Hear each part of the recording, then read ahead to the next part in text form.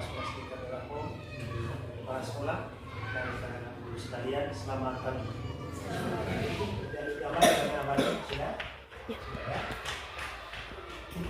Dari saya, ini adalah kegiatan kita Bapak Ibu. Ya, kegiatan kita itu ada pembukaan doa sudah dilakukan, ada nanti kesepakatan bersama. Kemudian Bapak Ibu perlu memahami apa itu komunitas belajar dalam sekolah, bagaimana mempersiapkan komunitas belajar dalam sekolah, komunitas belajar di sekolah seperti apa, mengunjungi fitur terbaru di PMN.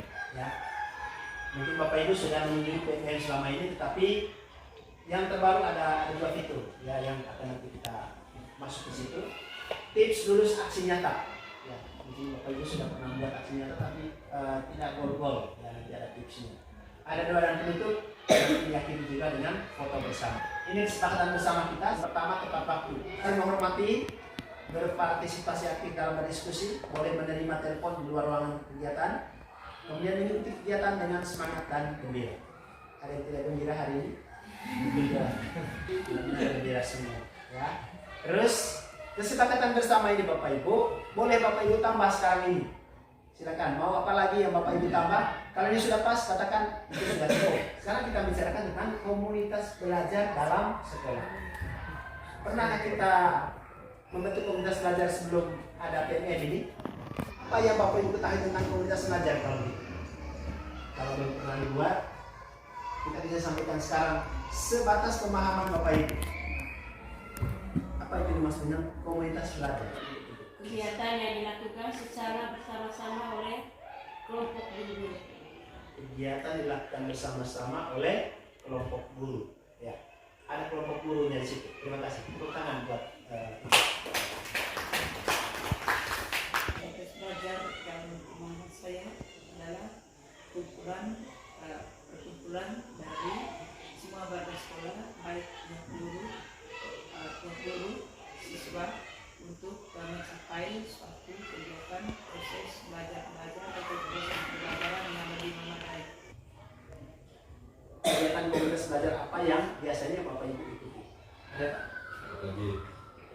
Asli KKG ya? Ada KKG. Yang menjawab kita tepuk 5.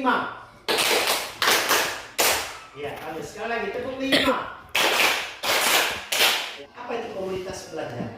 Apa itu komunitas belajar? Sekelompok pendidik dan tenaga kependidikan. Ingat ini Bapak Ibu, pendidik dan tenaga kependidikan. Ya, itu artinya apa? Tidak hanya guru, termasuk tenaga kependidikan yang belajar bersama. Kombel, ya, belajarnya bersama-sama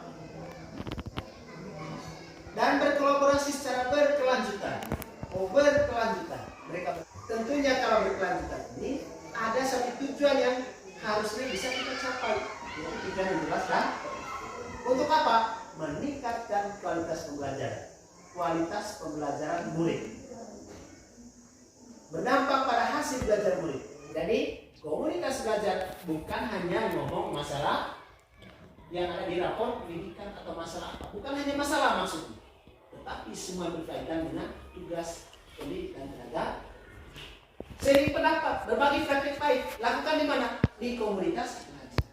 Berarti komunitas belajar dalam sekolah. Biasanya komunitas belajar yang kita buat selama ini. Kombel dianggap tidak bermanfaat dan membuang waktu.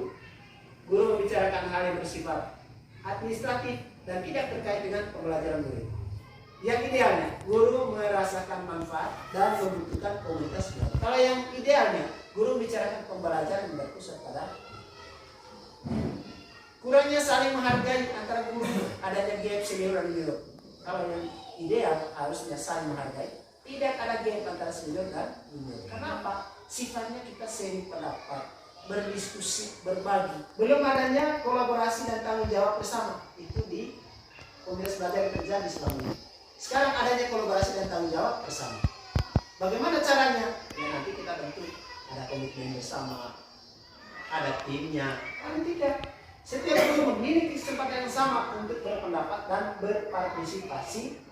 Kalau biasanya komunitas belajar tidak terencana dengan baik, sekarang komunitas belajar menggunakan siklus individu, di mana ada tahapnya refleksi awal, perencanaan, implementasi, dan evaluasi. Seperti apa nanti kita akan belajar.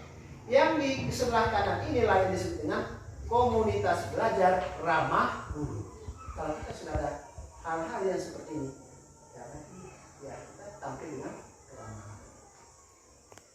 Lingkungan yang aman akan membuat proses belajar guru optimal. Seperti apa lingkungan belajar yang aman dan nyaman? Lingkungan belajar yang aman itu dan nyaman seperti ini. Setiap guru dapat menyampaikan pendapatnya tanpa takut dihakimi. Guru menyimak pendapat rekannya secara atentif. Guru bisa saling memberikan umpan balik yang membantunya bertumbuh. Bagaimana mengembangkan komunitas belajar yang ramah guru? Memberikan rasa aman dan nyaman. Jadi melakukan penyamaan persepsi tentang pentingnya komunitas belajar dalam saling mengingatkan komitmen bersama, nilai-nilai yang telah disepakati dijalankan.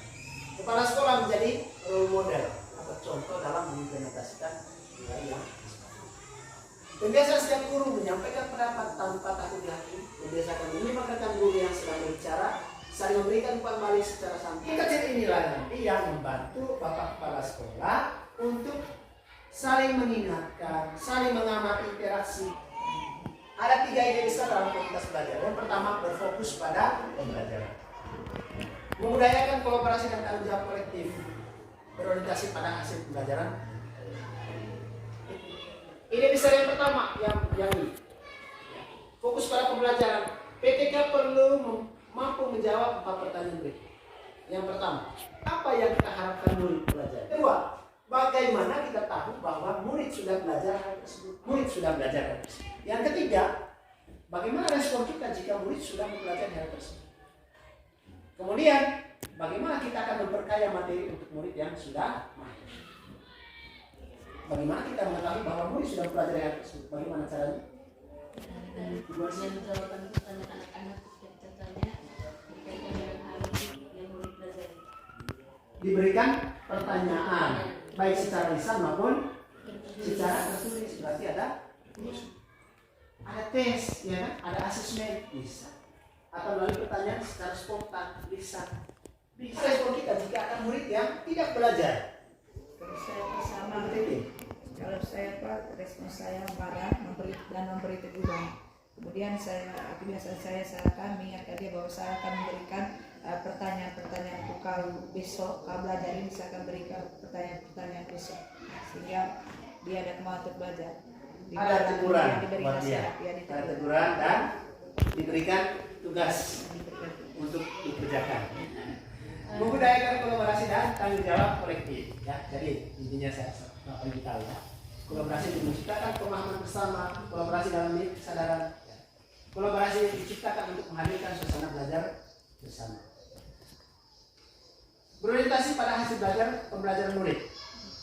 Bagaimana kita melakukan refleksi awal untuk pembelajaran murid? Refleksi awal itu bisa kita lihat pas kita masuk kelas, bagaimana persiapan dari setiap sisi. Bagaimana persiapan dari peserta didik atau siswa? Ya, bagaimana kita tahu bahwa mereka sudah siap atau belum? Refleksi awal ini, Bapak Ibu, kita melakukannya melalui data awal peserta didik. Jadi melalui asesmen yang sudah kita buat. Atau bisa melalui data rapor pendidikan, literasinya bagaimana, numerasinya bagaimana, itu refleksi awal. Atau hal-hal lain berkaitan dengan data, sumber data di dalam sekolah itu melalui wawancara misalnya dari teman guru. Lakukan perencanaan. Perencanaannya bagaimana? Kalau anak yang begini, berarti kebutuhan belajarnya seperti ini. Paling tidak ada 3 pemetaan belajar ini. Pemetaan murid, lakukan pemetaan. Senang yang mendengarkan didikan atau senang yang melihat langsung dengan mendengar langsung audio visual, atau senang yang melalui peragaan, itu anaknya kinestetik. Guru merasa senang tidak kalau misalnya seperti ada perubahan pada diri anak? Merasa senang atau tidak? Senang. Pasti. Implementasikan, terapkan. Teman lain ayo berikan masukan. Setelah itu gantian. Satu maju, gantian. Satu maju, gantian. Evaluasikan. Evaluasi termasuk dalamnya refleksi. Ada hal yang perlu saya perbaiki, atau mana hal yang tadi sudah menjadi kekuatan, mana hal yang perlu kita perbaiki dan kita. Perhatikan dua hal ini dalam menjalankan komunitas belajar. Yang pertama, fokus utama dan topik yang diskusikan dalam komunitas belajar adalah seputar pembelajaran. Bagaimana mempersiapkan komunitas belajar? Yang pertama, siapkan visi. Ya, sudah disebutkan. Nanti visi ini, Bapak Ibu, kita refleksikan bersama. Ini membangun visi bersama apa? Supaya kita punya tanggung jawab bersama. 3 langkah mempersiapkan komunitas belajar. Yang pertama, bangun diri kecil. Tadi sudah Bapak Kepala Sekolah sendiri. Refleksi, visi, satuan pendidikan. Kemudian membangun nilai atau komitmen bersama. Visi ini, setiap kata dalam visi harus punya makna. Harus punya tanggung jawab untuk diimplementasikan di misi. Itu yang kita kerjakan sekarang. Waktu kita mulai dari sekarang 10 menit.